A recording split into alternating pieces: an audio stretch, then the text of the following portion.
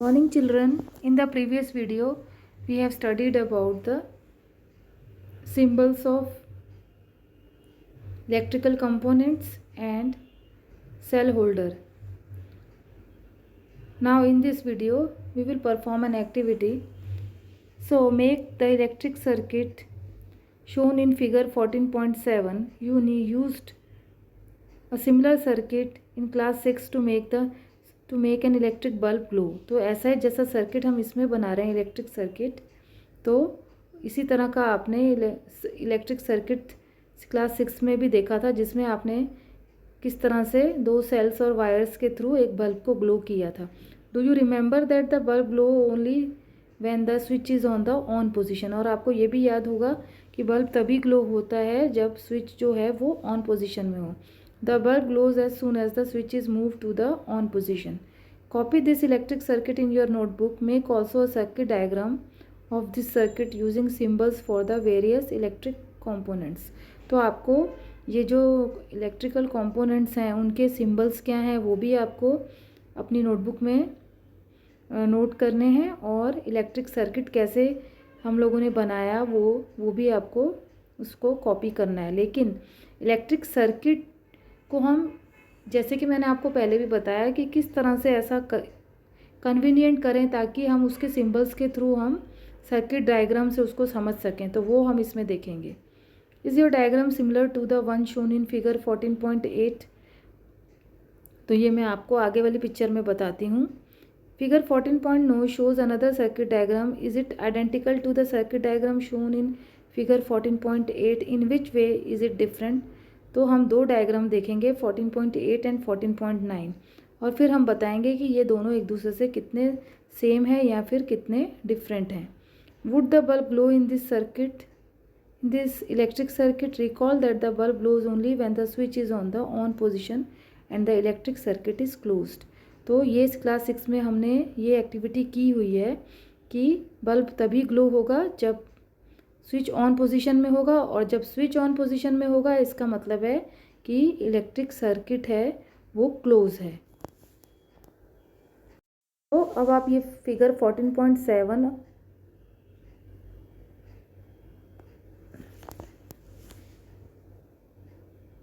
तो आप ये फिगर 14.7 देख सकते हैं.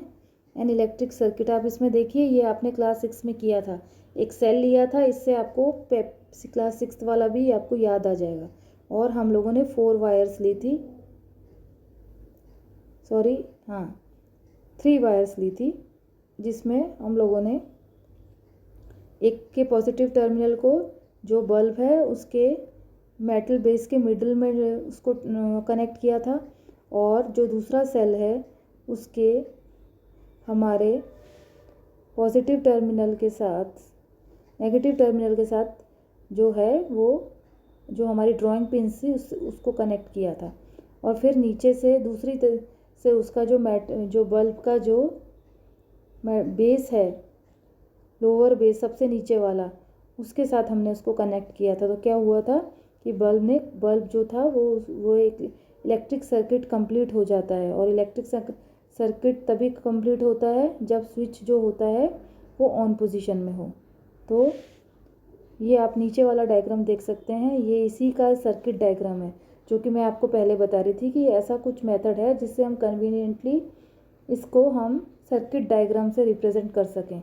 तो इस इलेक्ट्रिक सर्किट को हम इस तरह से रिप्रेजेंट कर सकते हैं. आप इसमें देख सकते हैं ये जो एम शेप का कॉइल बना हुआ है और उसके ऊपर सर्कल है, तो ये बल्ब का सिंबल है, और उसके ऊपर जो आपको लाइंस दिख रही हैं इसका मतलब बल्ब ग्लो कर रहा है. और नीचे ये आपकी बैटरी हो गई जहाँ पे पॉजिटिव टर्मिनल नीचे है और नेगेटिव टर्मिनल ऊपर है, और उसके पॉजिटिव टर्मिनल से हमने एक ड्राइंग पिन से कनेक्ट किया है, और बल्ब के मेटल जो लोअर बेस है उससे हमने दूसरी ड्राइंग पिन को कनेक्ट किया है. तो और बीच में जो हमारा स्विच है वो ऑन पोजीशन में है. जब हम उसमें वो ड्राइंग पिन को फिक्स कर देंगे तो यानी कि ये पूरा क्लोज सर्किट बन जाएगा, और दोनों तरफ से आपका करंट फ्लो कर रहा है, और करंट फ्लो कर रहा है. अब ये दोनों डायग्राम को कंपेयर कर सकते हैं. ये ड्राइंग पिन के बीच में क्या है, सेफ्टी पिन है, और सेफ्टी पिन के नीचे क्या है, आप कोई वुडन बोर्ड ले सकते हो या फिर आप कोई थर्मोकोल की शीट ले सकते हो जिसमें आपने ये ड्राइंग पिन को फिक्स किया है। समझ गए?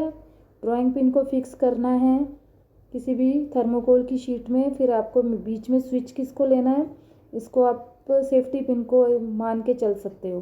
तो जैसे ही आप इन दोनों को एक साथ कनेक्ट करोगे और सेल यानी कि सेल के पॉजिटिव टर्मिनल और उसके नेगेटिव टर्मिनल से जैसे ही बल्ब ज्वाइन होगा तो क्या होगा, बल्ब जो है वो ग्लो करने लग जाएगा। तो आप ये समझ गए होंगे कि ये किस तरह का यह सर्किट डायग्राम है। ये आपने क्लास 6 में भी पढ़ा है। तो इसमें हमने ये देखा कि हम इसको इजीली इस इलेक्ट्रिक सर्किट को हम सर्किट डायग्राम से रिप्रेजेंट कर सकते हैं। देन 14.9 में अब आप देख सकते हो दूसरा सर्किट डायग्राम। तो इसमें आपको क्या दिखाई दे रहा है, इसमें बल्ब ग्लो होगा? नहीं होगा। क्यों? क्योंकि आप देख सकते हो जो हमारा स्विच है यानी कि जो सेफ्टी पिन जिसको हमने स्विच माना था वो उसको हमने दूसरे ड्राइंग पिन के साथ कनेक्ट नहीं किया है, वो अलग है, वो उससे पूरी तरह से कनेक्टेड नहीं है। इसका मतलब जो सर्किट है वो हमारा ओपन है। तो जब सर्किट ओपन होगा तो इसका मतलब है कि स्विच जो है वो ऑफ पोजीशन में है। तो इस वजह से यहाँ पर बल्ब ग्लो नहीं होगा। In the bulb there is a thin wire called the filament. तो ये भी आपको याद होगा कि जो बल्ब के अंदर एक थिन वायर रहती है ऊपर की तरफ जो सबसे पहले जिसमें करंट पास होता है और उसके ग्लो करने से ही बल्ब ग्लो होता है। और इलेक्ट्रिक करंट जैसे स्विच ऑन करते हैं वैसे ही वो वहाँ फिलामेंट तक करंट जाता है और फिर वो बल्ब ग्लो होता है। When the bulb get fuse its filament is broken. तो आप कभी देखते होंगे कि आपके घर में फ्यूज़ बल्ब भी होते हैं। तो वो क्यों होते हैं? क्योंकि उसका जो फिलामेंट रहता है, जो ऊपर वाला पोर्शन होता है वो ब्रोकन यानी वो टूट जाता है। तो जिसकी वजह से वो बल्ब हम उसको बोलते हैं कि ये फ्यूज्ड बल्ब है। The filament of the bulb is broken would the circuit be complete, would the bulb still glow. तो अगर फिलामेंट ही टूटा हुआ होगा बल्ब का तो बल्ब ग्लो करेगा? नहीं करेगा। तो ये तो हमको पता ही है। तो अगर फिलामेंट ब्रोकन है तो हमारा बल्ब ग्लो नहीं करेगा। You might have notice that a glowing electric bulb become warm, do you know why. कभी आपने नोटिस किया है कि जब आप बल्ब को जब स्विच ऑन करते हो और बल्ब ग्लो होता है तो वो बल्ब गर्म क्यों होता है? तो उसके लिए हम 14.2 की एक्टिविटी देखेंगे जिसमें हम देखेंगे heating effect of electric current.